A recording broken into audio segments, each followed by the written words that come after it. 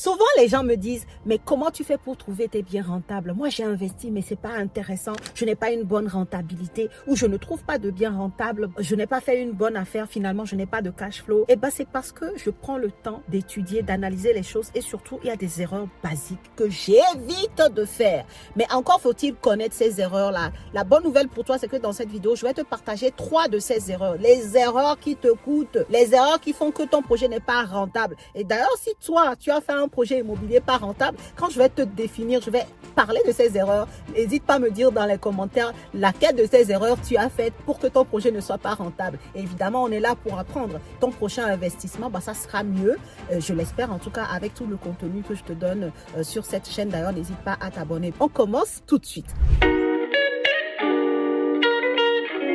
Bonjour à tous et bienvenue sur cette chaîne destinée à l'investissement immobilier. Je suis Céline Médéou, épouse d'Orido. Je suis une immopreneur, une personne qui fait du business avec l'immobilier. C'est ce que je t'apprends à faire au travers de mes contenus sur cette chaîne et également au travers de mes formations et de mes accompagnements. Donc, si c'est un sujet qui t'intéresse, je t'invite à déjà t'abonner. J'ai commencé par le dire et surtout, active ta cloche de notification pour ne pas rater mes futures publications. Et la deuxième chose, si tu es nouvelle sur la chaîne, tu as ton cadeau de bienvenue qui t'attend, les 10 commandements de l'investissement immobilier rentable. Commence par là, va lire ce e-book très facile mais très instructif qui va te permettre d'éclairer ta lanterne sur ce qu'est un investissement immobilier rentable en tant qu'immopreneur. Comme je le disais en introduction, aujourd'hui, je vais t'éviter de faire certaines erreurs. Tu vas voir, ce sont des erreurs basiques, mais tu vas comprendre en même temps que sans connaissance, tu peux littéralement faire ces erreurs. Et si tu te sens concerné par l'une des erreurs que je vais énumérer, n'hésite pas à nous dire en commentaire. On est là pour apprendre ensemble. La première erreur dans l'immobilier à ne surtout pas faire, ou la première erreur qui te coûte de l'argent, qui fait que tu n'es pas rentable, c'est de ne pas calculer ta rentabilité. C'est d'acheter un bien immobilier sans prendre le temps de faire cet exercice ultra méga important qui est de savoir calculer sa rentabilité. Alors ça paraît simple, je suis sûre que tu entends ça, tu dis non mais ça c'est pas possible, comment est-ce que je ne calcule pas ma rentabilité? Mais est-ce que tu calcules la bonne rentabilité? J'ai fait une vidéo d'ailleurs où je t'ai parlé du calcul de la rentabilité parce que ça a l'air comme ça simple, mais très souvent on passe à côté de choses. Et sachant que en fonction de ta rentabilité, tu vas pouvoir dégager un certain cash flow. Hein. C'est lié sans être lié dans le mode de calcul, d'accord? Quand la rentabilité est élevée, tu as de fortes chances que ton cash flow derrière aussi puisse être élevé, ok? Maintenant, pourquoi je dis que ça a l'air basique, mais pas tant que ça? Parce que dans le mode de calcul que tu vas pouvoir adopter, tu vas te tromper ou pas en fait. Il y a des personnes qui vont suivre par exemple les agences immobilières qui vont te faire un mode de calcul, ils te prennent le loyer annuel divisé par le prix du bien. Ça là, c'est une rentabilité éclatée au sol, en fait. C'est pas à ça que tu dois te référer. C'est pas à ça que tu dois te référer. La bonne façon de calculer la rentabilité, c'est celle que j'ai donnée la dernière fois. Tu prends le loyer annuel, tu divises par l'enveloppe totale du projet, y compris les travaux, y compris les frais de notaire. D'accord? Donc, pour quelqu'un qui est débutant, très souvent, on se laisse influencer par le professionnel qui est en train de vendre son bien. Or, on oublie que lui, c'est un vendeur. Lui va toujours mettre les choses à son avantage. Donc, si tu regardes la rentabilité qu'on te met dans une annonce immobilière et tu te dis, la rentabilité, ça fait 10%. Oh, ça a l'air pas mal. Ça a l'air pas mal. Sans que toi-même, tu ne te poses la question, mais comment il a calculé cette rentabilité? Est-ce que c'est le bon mode de calcul que Immopreneur, la chaîne Immopreneur m'a apprise? Si c'est pas le bon mode de calcul, alors je fais mon propre calcul pour être sûr de la rentabilité que j'ai derrière. Si tu ne fais pas ce côté-là, alors ça va être compliqué pour toi. Deuxième chose sur ce calcul de rentabilité où je dis que les gens font des erreurs, c'est de mal dimensionner le montant des travaux. Si tu dimensionnes mal le montant des travaux, oui, tu vas me dire que j'ai calculé la rentabilité, mais tu n'as pas bien calculé le montant des travaux. Donc, quand les travaux vont être beaucoup plus élevés que ce que toi, tu as imaginé au départ, ta rentabilité sera à nouveau éclatée au sol. Et donc, tu ne vas pas pouvoir en dégager un cash flow intéressant sur ton investissement, tu vois. Donc, on parle de quelque chose qui paraît facile. Mais dans les faits, techniquement parlant, si tu n'as pas la bonne connaissance, les bonnes méthodes, alors c'est certain, même si tu sais qu'il faut calculer la rentabilité, c'est certain, que tu fasses des erreurs de calcul de cette rentabilité et finalement de se dire, mais je comprends pas, j'ai trouvé un bien avec une rentabilité de 8, 9, 10% et finalement je n'ai pas de cash flow sur ce bien. Oui, mais est-ce que tu as fait le bon mode de calcul de rentabilité? Est-ce que tu as bien pris en compte les bons montants pour les charges qui rentrent en compte dans le calcul de cette rentabilité? rentabilité. Voilà les points sur lesquels tu dois travailler pour être sûr de faire le bon calcul de rentabilité et ne pas te tromper. Parce que si tu fais cette erreur, tu es sûr que ton cash flow ne sera pas au rendez-vous. Tu es sûr que ton investissement ne sera pas un investissement assez rentable pour toi. Deuxième erreur que j'évite de faire et que certains font et après ils viennent me dire que leur opération n'est pas rentable, c'est fonctionner au coup de cœur. Ah là là! Si tu me suis depuis sur cette chaîne, tu sais que c'est quelque chose que j'ai déjà dit. Et je le répète aujourd'hui, fonctionner sur le coup de cœur en immobilier en tant qu'immopreneur, ça ne fonctionne pas. On n'est pas là pour regarder l'esthétique du bien. On est là pour regarder l'aspect technique, la santé du bien, d'accord? Et la rentabilité liée au bien, le cash flow qu'on peut en tirer. Okay? C'est ça qu'on regarde. On n'est pas là pour se dire, non, le bien, il est beau. J'ai déjà eu ce cas-là. Hein. Je vous parle que de choses que je connais. Ah, tu en penses quoi? Oh, c'est dommage, l'immeuble, il est quand même beau. Hein. Non. On n'est pas sur l'esthétique. On est sur des données techniques. Donc, on laisse notre émotion de côté. Ce sont les calculs, ce sont des faits qui parlent et non l'émotion. Donc, en immobilier rentable, on n'achète pas avec le mode coup de cœur. Tu n'es pas en train d'acheter ta résidence principale, d'accord? On achète avec les calculs. C'est très important. Et dans les calculs, j'englobe le fait d'analyser le secteur, d'être sûr que la localisation te permet d'être réellement rentable, qu'il y a un dynamisme locatif dans cette partie de ta ville ou dans ce secteur qui t'intéresse, de savoir que tu vas pouvoir louer à un certain montant qui te permet d'être rentable versus le prix auquel tu achètes du bien. Tu vois, ça, le prix auquel tu achètes le bien, pardon. Donc ça, ce sont les informations techniques, ce sont les faits dont je parle en fait. Et non sur le « wow, j'aime beaucoup cet immeuble, c'est un très joli immeuble, j'aimerais l'avoir dans mon patrimoine ».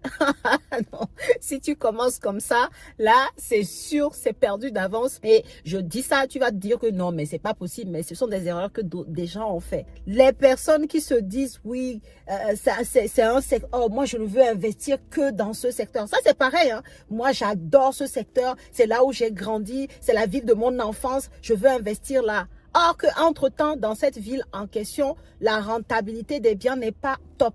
Bah, ce qui se passe quand tu es dans cet état d'émotion, parce que c'est ce que je te dis, hein, quand tu te laisses conduire par les émotions et tu te dis, oui, ça c'est le secteur de mon enfance, mes parents ont vécu là, machin, enfin, tu as des raisons émotionnelles pour te dire que c'est là où tu dois investir et pas un autre endroit. Et bah, ton jugement est tronqué, ton jugement est biaisé sur la rentabilité, sur l'étude de marché de ce secteur-là. Et très souvent, les gens font exprès ou pas d'oublier certains détails qui font qu'au final, leur bien n'est pas rentable. Donc, c'est très important que tu prennes bien en compte le fait que si tu veux être un investisseur immobilier rentable, d'accord, un bien immobilier qui te crache du cash flow et où tu sais, en tout cas potentiellement qu'à la revente, tu peux également tirer une plus-value. Donc, c'est ces deux points-là qui représentent un bien rentable pour nous, immopreneurs.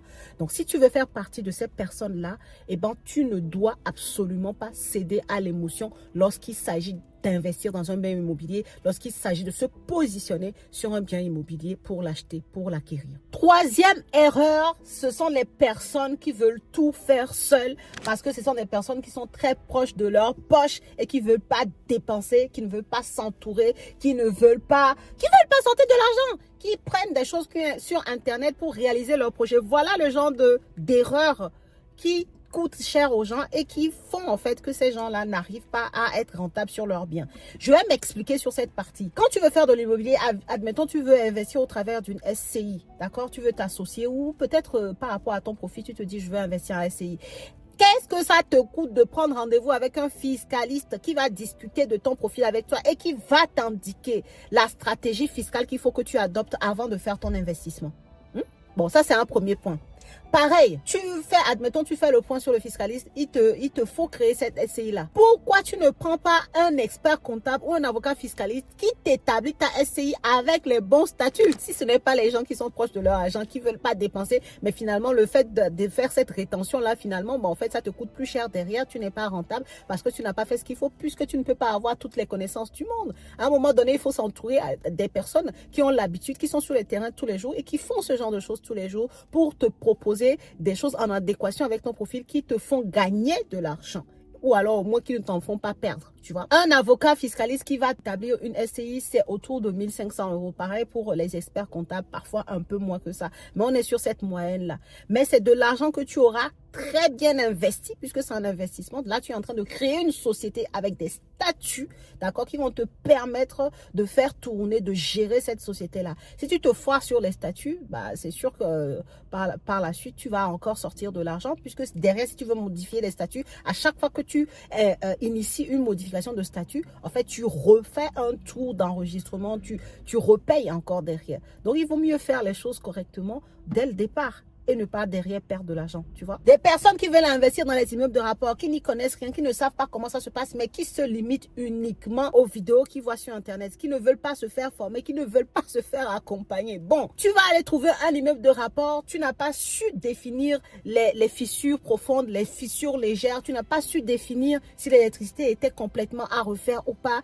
tu n'as pas su profiter du fait que c'est peut-être une passoire thermique, mais en réalité, il n'y a pas besoin de faire 100 000 € de travaux pour sortir de la passoire, et donc tu passes à côté de potentielles bonnes affaires, ou alors tu achètes derrière une vraie passoire qui nécessite beaucoup d'argent pour faire la rénovation et tu n'en es même pas conscient. Et du coup, ça rejoint ce que je disais sur le calcul de renta. En fait, comme tu t'es trompé sur le montant de tes travaux, tu te trompes sur le calcul de ta rentabilité et derrière, le bien n'est pas rentable.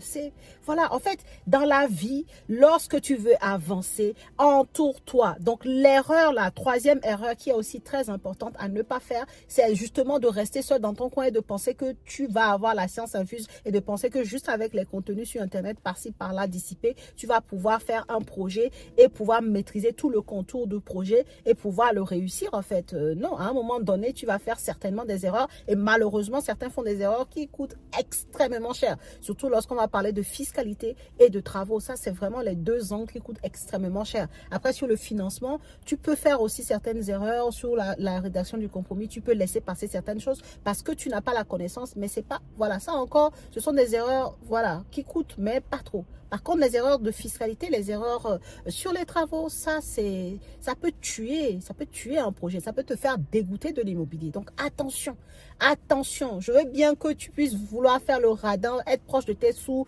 maîtriser tes dépenses, mais parfois, en fait, ce qu'on pense être une dépense, en réalité, c'est un investissement qui te permet d'aller vite, qui te permet d'éviter des erreurs qui, elles, vont te coûter beaucoup plus cher. Donc, à chacun de mettre les priorités, c'est important.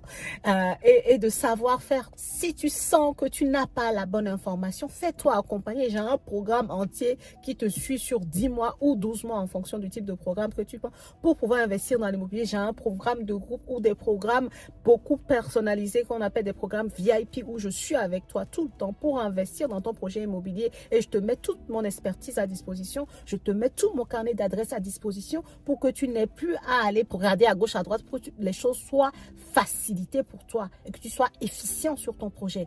Donc, en fait, tu as tout, en fait. Et des fois, tu as l'impression de dépenser, mais en fait, tu es en train d'investir pour que ton projet puisse se réaliser. Et ce que les gens oublient très souvent, et c'est pour ça que c'est dommage, c'est que le montant que tu as investi dans un avocat fiscaliste pour savoir la fiscalité qui est bon pour toi, dans dans l'accompagnement que moi je te propose par exemple pour te suivre sur tout le long de ton projet, ce sont des investissements parce que in fine, tu es en train d'acheter un bien immobilier que tu vas garder pendant 20 ans, 25 ans, ou alors que tu vas vouloir transmettre. Un bien immobilier que tu achètes correctement et qui est rentable, il t'est rentable à vie. À moins que tu décides de vendre ce bien-là. S'il te rapporte 1000 € de cash flow par mois, comme Sylvienne, on l'a vu, en plus elle était passée dans le challenge pour nous raconter son parcours. Sylvienne, elle est passée aussi sur la chaîne, mais j'irai voir son immeuble de rapport et on fera une autre vidéo de témoignage. Sylvienne, elle est à plus de 1000 € par mois de cash flow. Oui, 1000 € de cash flow sur 12 mois, ça fait plus de 12 000 € sur l'année. Mon accompagnement ne coûte pas 12 000 €. Donc, en moins de 12 mois, elle a déjà rentabilisé. Elle a évité des erreurs. Elle a été efficace sur son projet. Elle a une rentabilité et un cash flow derrière. C'est une maman solo de 3 enfants. Imagine ce que ça change pour elle. Si elle était partie toute seule. Tu vois? Donc, mettez mettez vos priorités au bon endroit, s'il vous plaît. Évitez certaines erreurs inutiles pour pouvoir avancer correctement sur vos projets. Voilà ce que je voulais te partager dans cette vidéo. N'hésite pas à nous dire en commentaire s'il y a d'autres erreurs que j'ai oublié de nommer, que je n'ai pas nommé, pas oublié, mais voilà, sinon la vidéo, elle serait trop longue. Déjà, ces 3 erreurs-là, si tu ne les fais pas, elles sont très basiques, mais je vois trop de personnes les faire encore, donc je voulais mettre l'accent sur ces 3-là. Si tu en as d'autres, mets-les en commentaire. Si tu en as fait une des 3 erreurs, n'hésite pas à nous le dire. Et puis moi, je te dis à la prochaine vidéo.